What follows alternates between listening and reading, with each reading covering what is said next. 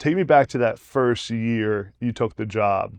What was kind of going through your mind your first week on campus with the job on post? I think I had a vision for what this program could be Yeah. and a plan for how we could get there. But it never goes exactly like you think. There were some obvious challenges. There were some, I think, not just in the football program, but collectively as an institution, and the things that we needed to do to align our program and the institution so that we could be the most successful team possible. Fortunately, we had a superintendent, Bob Caslin, who's a former player. He was the superintendent that hired me, and Boo Corrigan, who was our AD at the time, and they had a complete commitment to try to get this program turned, and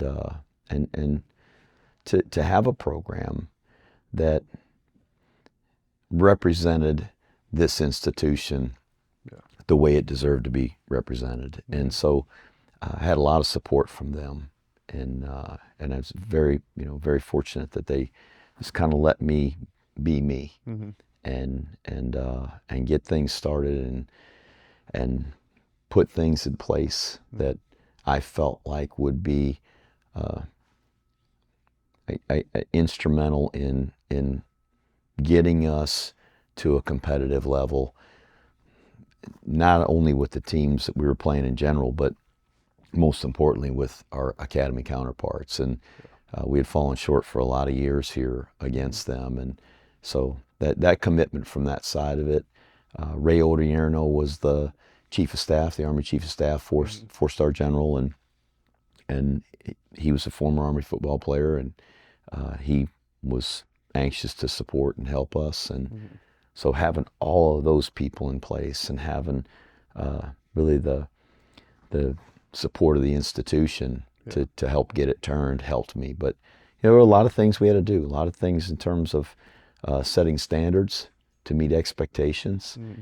I had very high expectations when I came here, and I think it's easy to have high expectations, but it's much more difficult to set and live by standards that are going to get us to those expectations, and that's probably where we had our biggest challenges to begin with. Yeah. When you think about 2014 to now, what's the one thing that you're most proud of, and how much the program's changed? There's a lot of things that make me really proud about being here and being a part of this program, but I think maybe more than anything, the fact that our football players, when they graduate, are commissioning into the Army, into the combat arms branches at a much higher percentage than they were, and frankly, branch combat arms at a higher percentage than their classmates in the Corps. And our guys don't necessarily start their recruiting process with this interest in the United States Military Academy. Some of them never heard of it. They don't know where it is. They never thought about joining the armed forces, being in the Army. But this place, what it offers, this experience here, to see that transformation, going from a high school kid knows nothing about West Point to being a young professional that's excited about the opportunity to serve his country, to serve the men and women that are counting on him for leadership. That's awesome to see that happen over the course of the time that we know these guys. And so there's a lot of things we've done on the field, and program records and those kinds of things. But really what makes me most proud is what we're all here to do, and that's to educate, train, and inspire these young men and women to be leaders of character to serve our nation. Yeah. How'd you get the Army job? What's the backstory of how you ended up here? So, as you know, I was an assistant at Navy for 6 years under Paul Johnson. And when we went there, I'd been an assistant for Paul at Georgia Southern, Mm-hmm. and Paul's a remarkable football coach. So the long backstory is that Paul had been the offensive coordinator at the Naval Academy in 1995 and 96, Mm-hmm. and they kind of got it turned a little bit there. Went to a bowl game in 96, and he got the Georgia Southern job, Mm-hmm. where I joined him. I had GA'd for him years before that, and he was gracious enough to hire me as a charity case, and I worked really hard for him, and I love Paul and respect him greatly. So we left there and went to the Naval Academy, and that program was a little bit in the same kind of situation we were in when I came here. Mm-hmm. Hadn't won a lot of games. We're really struggling to be competitive in all the academy games. And Paul took the job over, and the first year was a real struggle.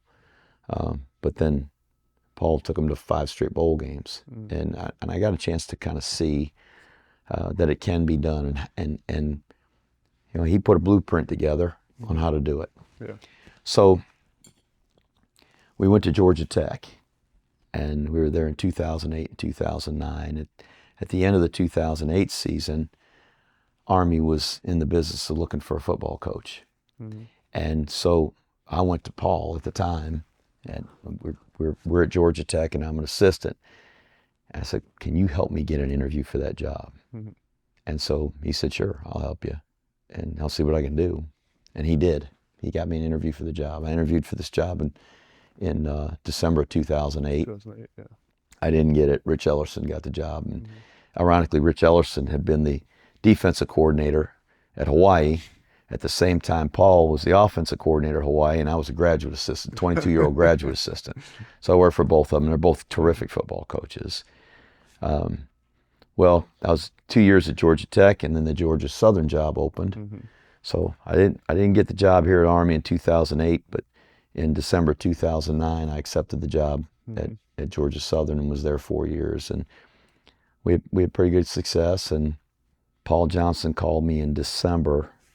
We had beaten Florida that season at the end of November, and it was a great win for our program. And went out on the road recruiting, and my family and I had gone up to Atlanta for a weekend to Christmas shop and those kinds of things. And Paul called me on the phone. I was standing in the parking lot of Fellini's, which is a pizza place in Atlanta, and he said, "Hey, I think Army would like to talk to you about their job."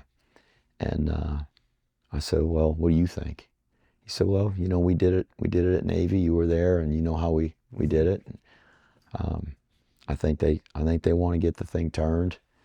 And they called me and asked me who I thought they should talk to, and I told them you were one of the guys that they should talk to. Mm-hmm.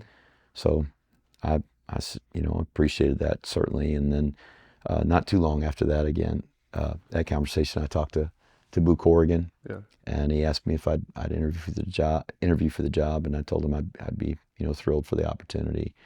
And so through that process, and it was a process. Intense interviews. Yeah. Very thorough. Yeah. I met with General Caslin and Boo and the superintendent's staff, and then I met with Ray Odierno at the Pentagon. Wow. I mean, it was it was very unique. Mm-hmm. But as I said, just very fortunate to have the opportunity and appreciate the opportunity that they gave me to lead this program. And this is the preeminent leadership institution in the world. Mm-hmm. And there's a couple other places that would argue that, but it's a fact. This is the leadership mecca. Mm-hmm. And to be in a leadership position here, it's really a great responsibility, and I wanted that responsibility. Yeah. And I love Georgia Southern. I love Georgia Southern. I loved Georgia Southern and being there, and I love Georgia Southern now. It's a great place, and we had so many great years there. But this job, unlike any other job in the country, the responsibility that we have as coaches, as professors, as leaders in this institution, to prepare young men and women to lead soldiers is, I think just something that will always be a source of pride for me. And I didn't think I'd ever leave Georgia Southern, Mm-hmm. but I never served in the military. And I think in my own way, this is my opportunity to serve. And I kind of felt like maybe I would regret at some point not having served, because I'm a patriot. Doesn't have anything to do with politics. I love this country. And I believe in our values and what we stand on as a country, and so it's my opportunity to serve, and I wanted to do that. So it's been a thrill and been a great privilege for me. Yeah. Hearing that story, it's interesting how in life sometimes things work out the way they're supposed to, but in the moment you may not realize it. Like not getting the job in 2008, you might have been disappointed at the time, but it allowed you to go learn at Georgia Southern and probably learn things that then allowed when you got here Sure. to implement some new things you learned, right? I was certainly more prepared Yeah. to take on this job as a head coach after cutting my teeth at Georgia Southern as a head coach. And so there's, we don't always get our prayers answered like we want them to, but we get them answered. Yeah. And sometimes it's just, it's the right timing.